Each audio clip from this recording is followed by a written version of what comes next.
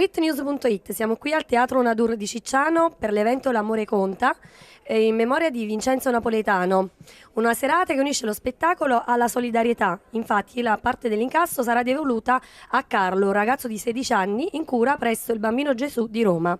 Con noi Rosario Verde, è importante essere presenti a questi eventi? Ma è basilare, forse meglio che si dicessero te soldi, però insomma no, è basilare Per le perché spese, il resto è tutto per le spese. che lei, vabbè, comunque abbiamo fatto una cosa di soldi, va bene per i ragazzi, chi ne ha bisogno o altro. Poi noi artisti, insomma, già siamo stati fortunati che facciamo un lavoro bello, insomma, già, e quindi dobbiamo fare beneficenza. Quindi, mo soldi non ne tengo, se no portavo i soldi, sono venuto io. Ne capi? Può anche bastare, infatti il talento viene messo a disposizione di chi ha più bisogno. Esatto, è una cosa che è stata data, quindi bisogna ridare quello che ti è stato dato. Ti è piaciuta questa frase? Moltissimo. Ti aspettiamo di vederti in scena Non tra vi poco. aspettate niente, però sì, uscirò in scena fra poco. Benissimo, facciamo un saluto a tutti i lettori di Street News.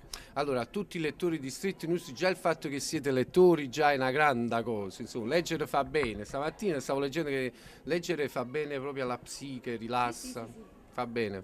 Benissimo, grazie. Grazie a te.